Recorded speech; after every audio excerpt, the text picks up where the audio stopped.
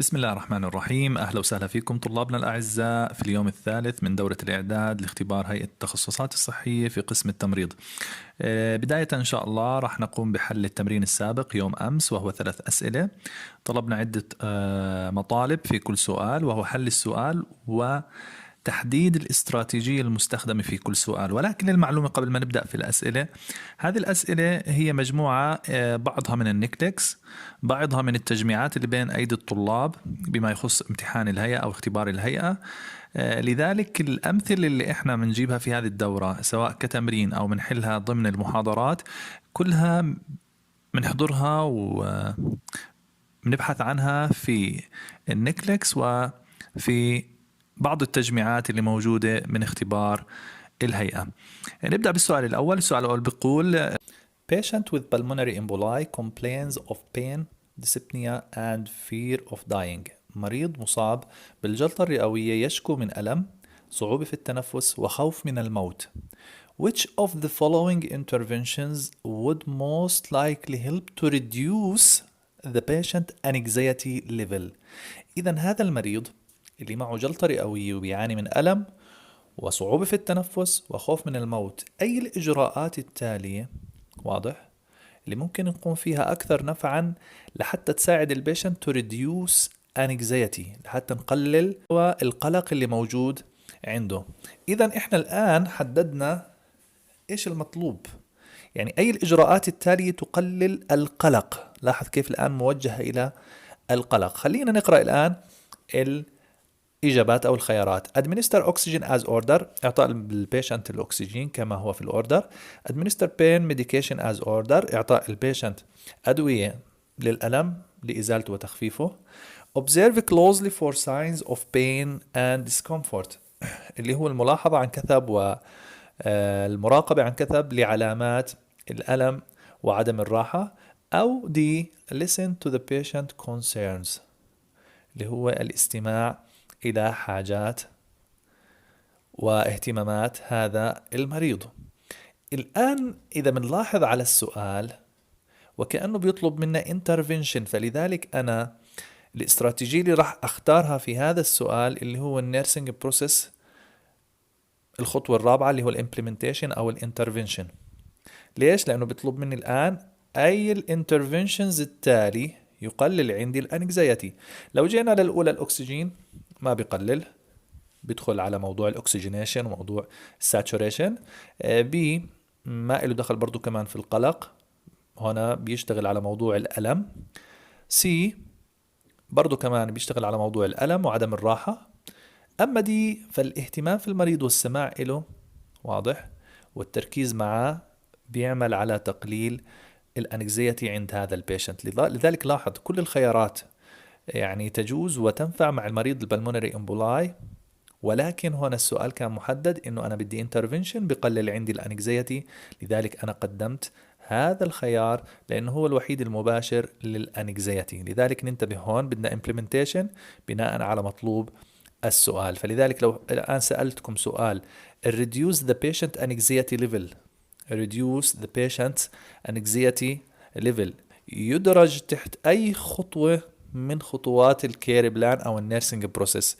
جاوبوني على الرابط لحتى أشوف إن شاء الله إنكم مركزين في الفيديو أو لا. واضح؟ بنتظر منكم. reduce the patient anxiety level يعتبر واضح هذه الصيغة أي خطوة من خطوات النيرسينج بروسيس. هل هي الأسسمنت، الدياجنوسيس، البلانينج، الانترفنشن أو الإيفالويشن؟ ننتقل للسؤال الثاني.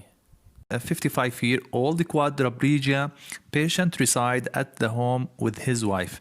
يعني مريض يبلغ من العمر 55 عام معه شلل رباعي، وحط تحت خطين، يرقد في المنزل مع زوجته. In order to prevent contracture of all extremities، من أجل منع حدوث تقلصات في جميع الأطراف، the community care nurse will instruct the patient wife in the performance of. إذن لحتى إحنا نمنع حدوث تقلصات في جميع الأطراف لابد من الممرضة الرعاية المجتمعية إنها تعطي توجيهات لزوجة هذا المريض بالتالي.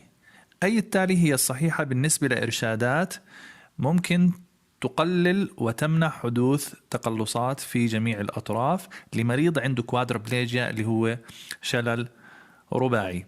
أول شيء A active range of motion exercise، هل هي مجموعة نشطة من الممارسات الحركية؟ لما نحكي active الآن رح نجيها. أم هل هو passive range of motion exercise، أي حركات رياضية سلبية؟ الآن احنا حتى نميز بين السلبي والإيجابي، الأكتيف هو الشيء اللي بيقوم فيه البيشنت نفسه.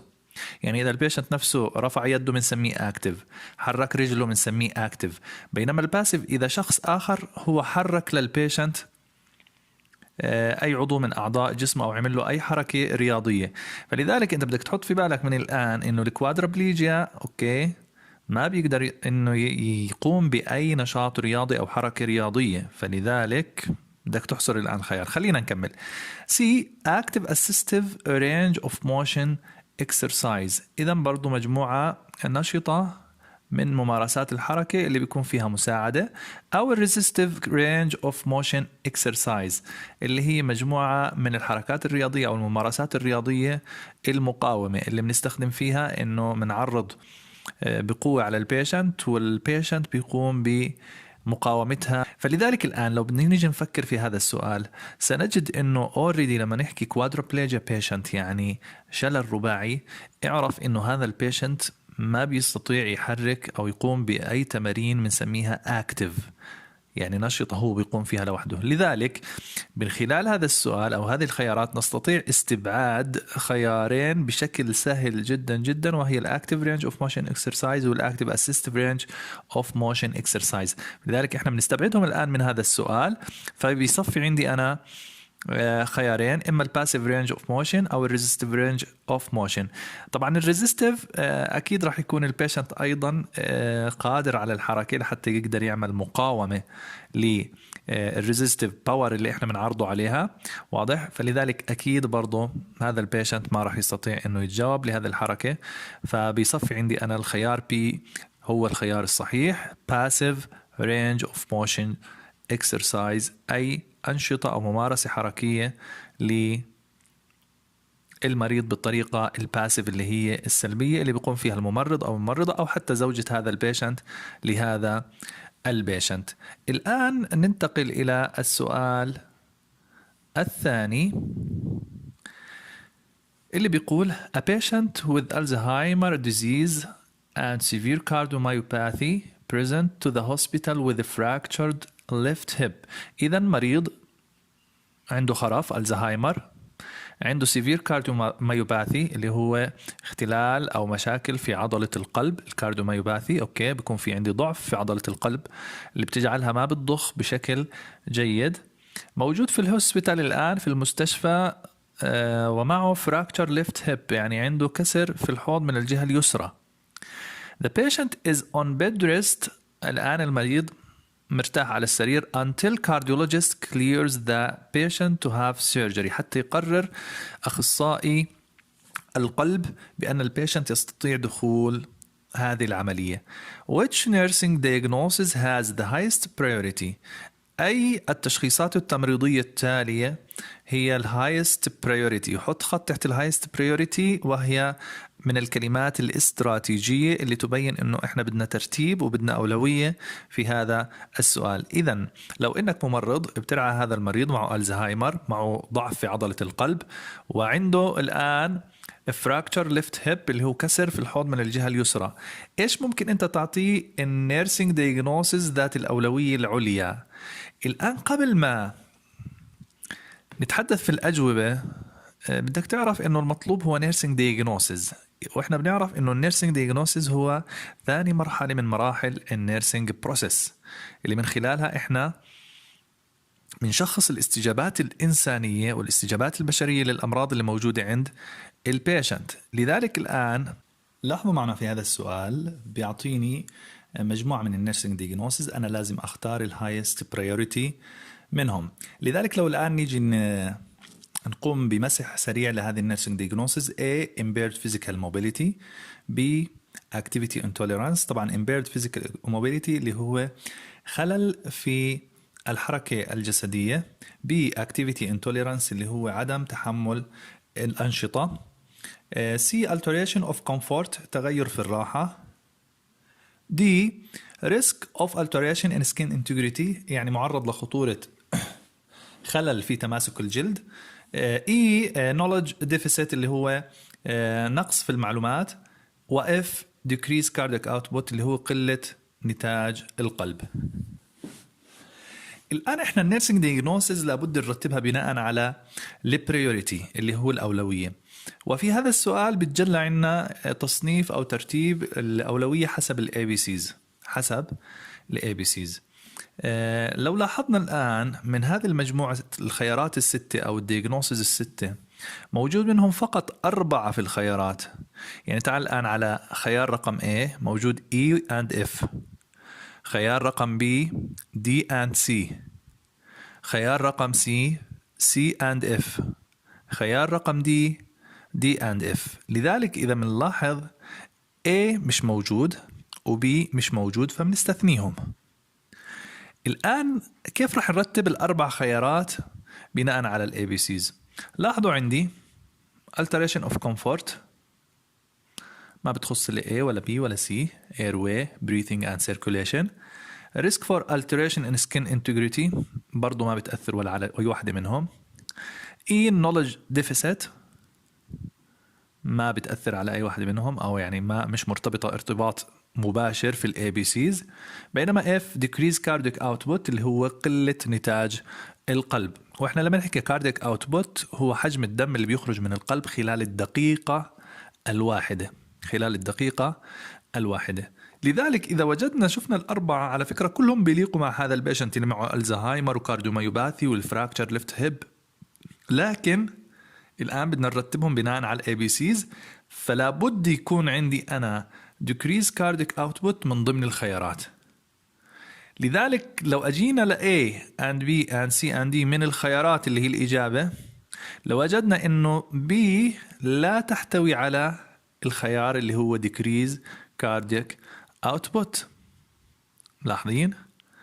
لذلك أنا بستثني الآن خيار B لأنه decrease cardiac output مش داخل فيه. ببقى الآن مع A and C and D. لاحظ A بالإضافة إلى decrease cardiac output في عندي اللي هي E knowledge deficit قلة البيانات أو المعلومات. C alteration of comfort اللي هو عدم وجود راحة أو تغير في الراحة. D risk of alteration in skin integrity يعني معرض لخطر. وبما أنه معرض لخطر ما بقدمها كأولوية. بما أنه معرض لخطر ما بقدمها لأولوية. إذن برضو بستثني الآن D. بصفي عندي الخيارين A and C ممكن أنا أفكر فيهم. الآن مين بدي أرجح أنا بالإضافة للديكريز كاردياك أوتبوت؟ هل هو الخيار A اللي هو بيحتوي على E and F knowledge deficit and cardiac output أم C اللي بيحتوي عندي على C alteration of comfort وال F decrease cardiac output؟ الأقرب بالنسبة لهذا البيشنت والأولى إن إحنا نحل مشكلة الالتريشن اوف كومفورت عن النولج ديفيسيت. فلذلك أنا بختار سي اللي بتتكون عندي من الالتريشن اوف كومفورت وديكريز كارديك اوتبوت بناء على الاي بي سيز وبناء على الأولويات اللي أنا لازم أقدمها للمريض.